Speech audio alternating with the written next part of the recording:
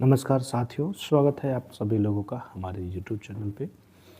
जैसा कि आप लोग अकाउंट सब्जेक्ट से रिलेटेड परीक्षा में पूछे जाने वाले प्रश्नों का अध्ययन कर रहे हैं। पिछली क्लास में आप लोगों को 4 प्रश्नों का उत्तर बता दिया गया था, मतलब 4 बहुविकल्पी प्रश्नों का उत्तर आपके बीच में डिस्कस किया गया था। आज हम लोग उसी के आगे कंटिन्यू करेंगे, मतलब क्वेश्चन नंबर 5वें से हम लोग आगे बढ़ेंगे कि हमारा कौन कौन सा प्रश्न है, उसके क्या क्या उत्तर हो सकते हैं।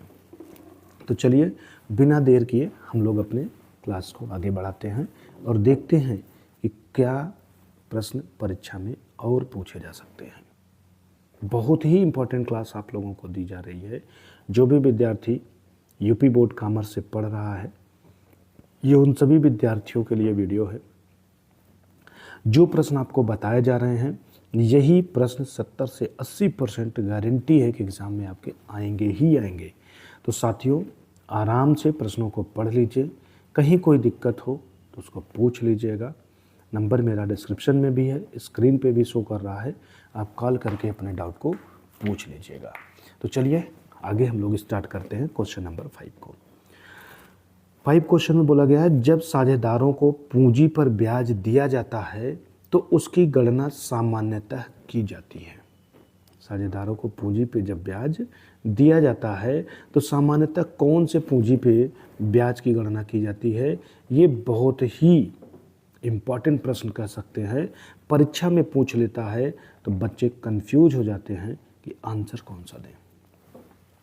तो ध्यान रखिएगा, आपका पहले इस प्रश्न के अगर उत्तर की हम बात करें तो औसत पूंजी तो हो नहीं सकती।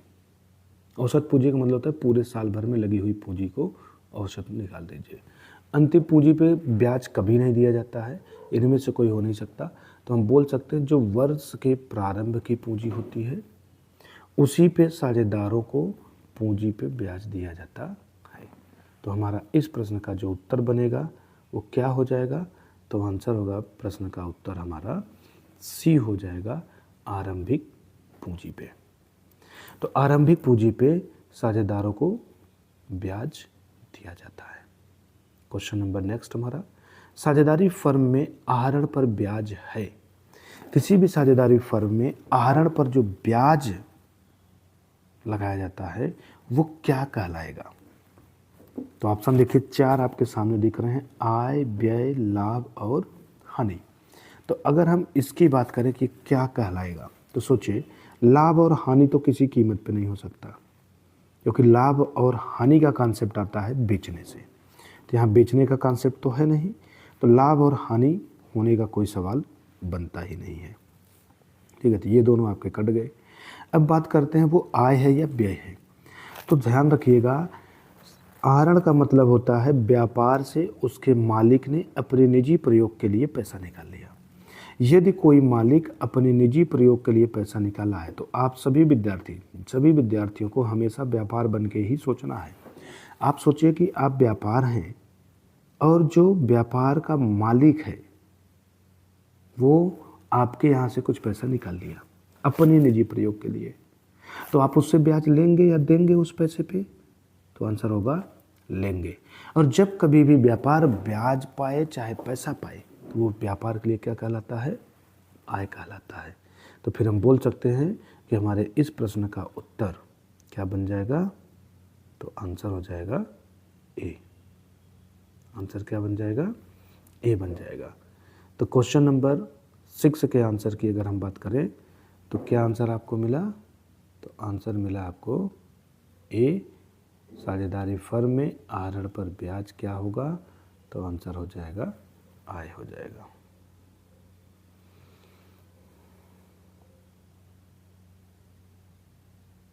चलिए इसके बाद हम लोग नेक्स्ट क्वेश्चन की तरफ बढ़ते हैं। क्वेश्चन नंबर 7 को देखते हैं। क्वेश्चन नंबर 7 का क्या आंसर होगा।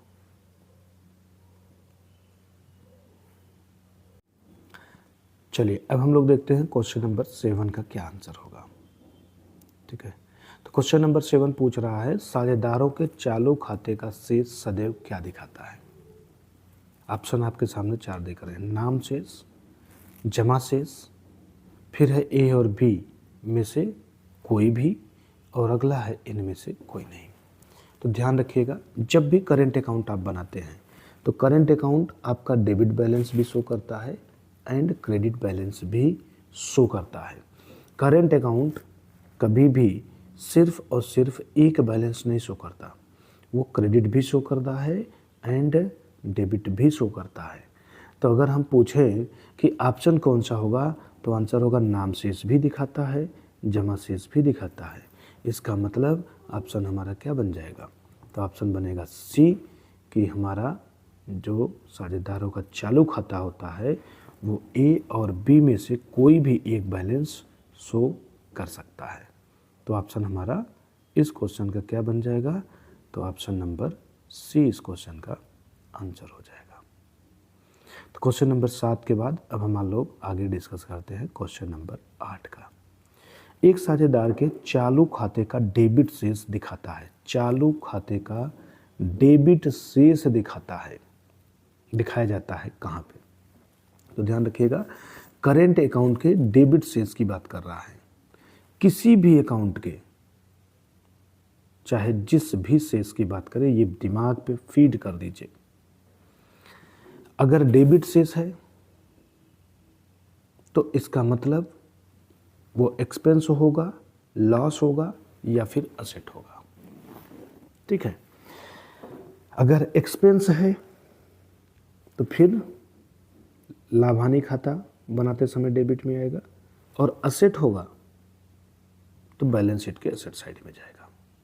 तो यहाँ पे डेबिट शेष ही पूछा है तो दो ही विकल्प बनेगा, या तो लाभ हानि खाता का डेबिट शेष या फिर आर्थिक चिट्ठे का संपत्ति पक्ष। बाकी जो विकल्प दिख रहे हैं वो काट दिए जाएंगे।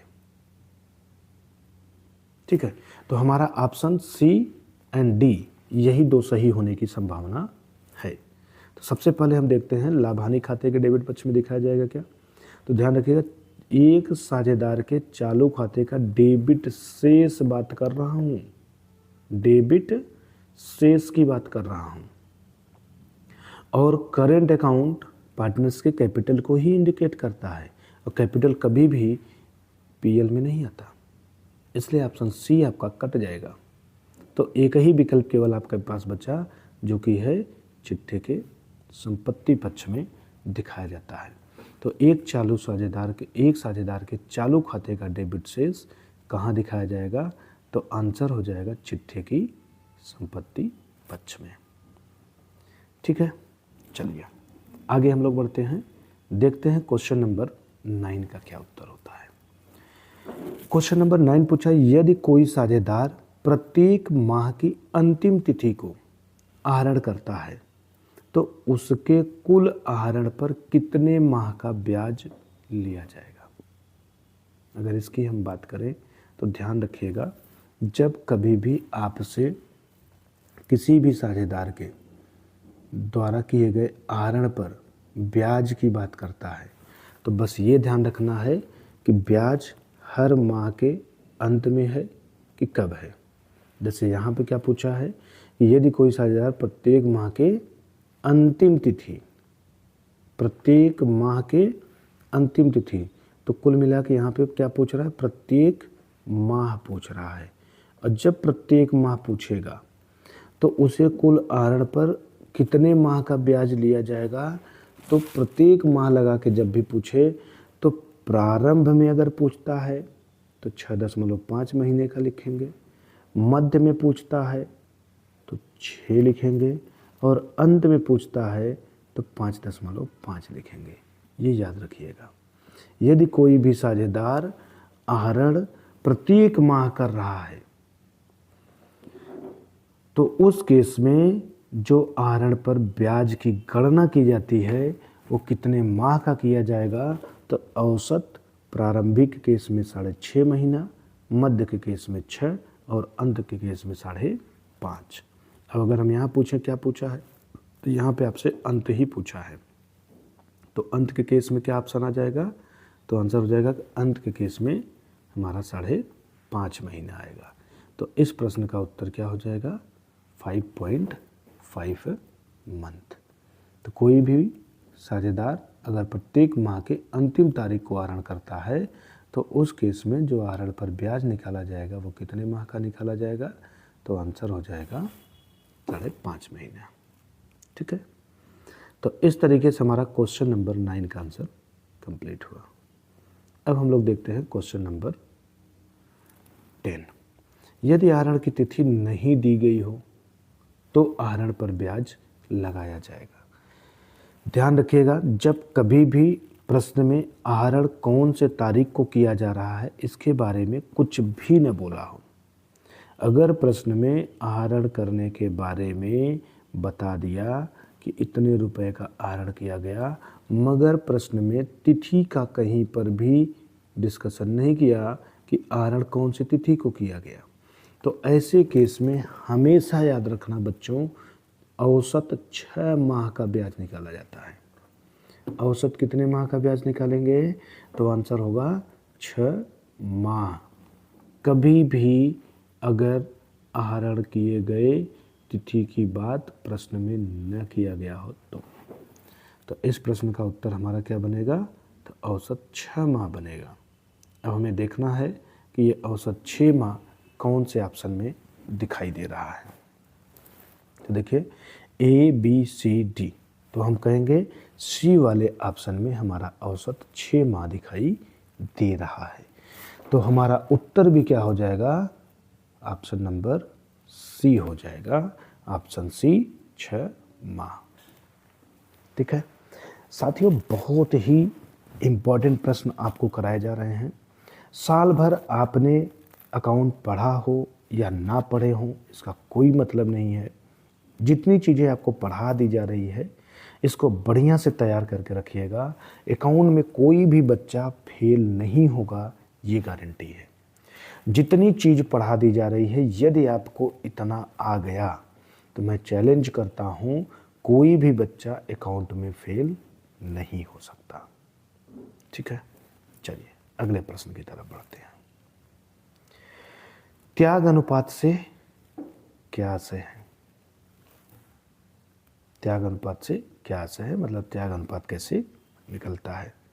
तो पुराने अनुपात से नए अनुपात को माइनस करने पे, नया अनुपात में पुराना जोड़ने से, नया अनुपात से पुराना माइनस करने से, या इनमें से कोई नहीं।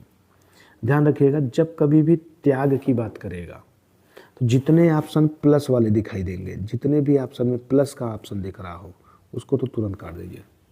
त्याग का मतलब होता है छोड़ना, मतलब पहले की तुलना में वर्तमान में कम पाना। मीन्स पहले ज़्यादा होगा और वर्तमान में अगर आपका कम हो गया तभी माना जाएगा कि आपने त्याग किया है। तो पुराना आपका ज़्यादा रहेगा हमेशा और नया वाला कम रहेगा, तभी त्याग माना जाएगा, अदरवाइज नहीं माना जाएगा। तो हम कह सकते हैं पुराने और नए के बीच का जो डिफरेंस है वही क्या बनेगा, वही त्याग अनुपात बनेगा। तो हमें पुराने और नए के बीच के अंतर को चेक करना है और अंतर को जानने के लिए माइनस का प्रयोग होता है। किसका प्रयोग होता है? माइनस का। तो ऑप्शन नंबर बी तो कट जाएगा क्योंकि उसमें माइनस नहीं प्लस का साइन यूज हुआ है, वो कट जाएगा।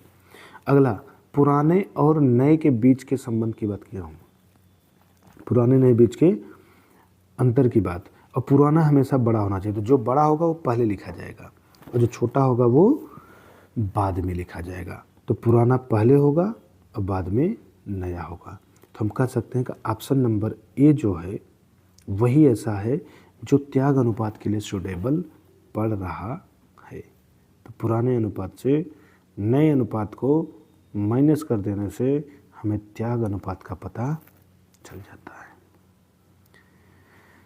तो इस प्रश्न का उत्तर क्या हो जाएगा? तो ऑप्शन नंबर ए आपका सही आंसर हो जाएगा, पुराना अनुपात माइनस नया अनुपात। ठीक है, अब हम लोग बात करते हैं प्रश्न नंबर 12 की। प्रश्न नंबर 12 में पूछा ख्याति के संबंध में लेखांकन मानक है। ख्याति के संबंध में लेखांकन मानक है, मतलब जब आप गुडविल का अकाउंटिंग ट्रीटमेंट करने लगते हैं तो कौन सा अकाउंटिंग स्टैंडर्ड अप्लाई होता है? तो गुडविल के अकाउंटिंग ट्रीटमेंट के लिए अकाउंटिंग स्टैंडर्ड 10 आपका अप्लाई होता है। तो हमारा क्वेश्चन नंबर 12 का जो आंसर होगा वो क्या हो जाएगा, ए हो जाएगा। ठीक है, तो ये हमारा क्वेश्चन नंबर 12 तक का आंसर क्या होगा वो आपके बीच में डिस्कस कर दिया गया है।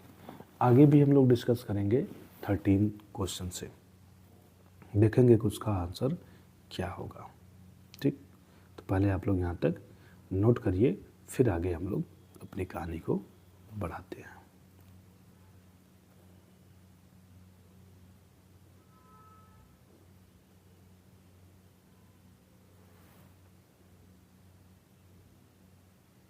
क्वेश्चन नंबर 13 की बात करें तो बोला है वर्तमान साझेदारों के संबंधों में कोई परिवर्तन जिससे वर्तमान समझौता समाप्त हो जाता है और नया समझौता करना पड़ता है कहा जाता है। तो ध्यान रखिएगा, कभी भी साझेदारों के मध्य अगर समझौता समाप्त होता है, क्या समाप्त हो, समझौता समाप्त हो जाए, तो समझौता समाप्त होने का मतलब ही होता है कि पुरानी साझेदारी खत्म हो गई। और जब कभी भी समझौता समाप्त होगा या समझौते में कोई परिवर्तन होगा, साझेदारों के बीच हुए समझौते समाप्त हो जाएं या कोई परिवर्तन हो जाए, तो उस दशा में हम कहेंगे कि जो पुरानी साझेदारी थी वो साझेदारी अब नहीं लागू होगी, बल्कि अब जो नया समझौता हुआ उसके अनुसार होगा।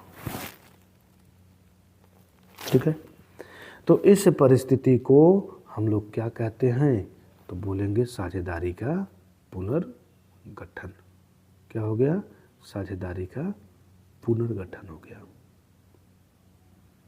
तो साझेदारी का पुनर्गठन कब होगा, जब पुराना समझौता समाप्त हो जाए और नया समझौता आ जाए। तो ऑप्शन नंबर बी आपका क्या हो जाएगा, क्वेश्चन नंबर 13 का सही उत्तर हो जाएगा।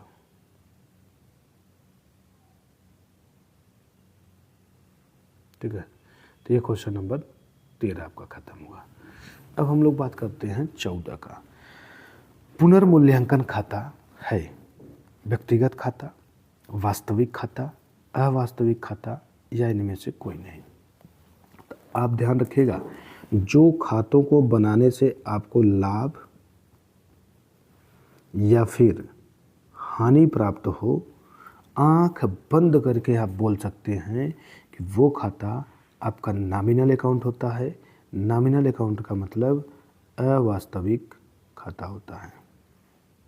ठीक है, कोई भी खाता, चाहे पुनर्मूल्यांकन खाता हो, चाहे वसूली खाता हो, चाहे पीएल अप्रोप्रिएशन अकाउंट हो, कोई भी खाते हो, सभी के सभी खाते क्लोज होने पे लाभ या हानि का ही प्रदर्शन करते थे।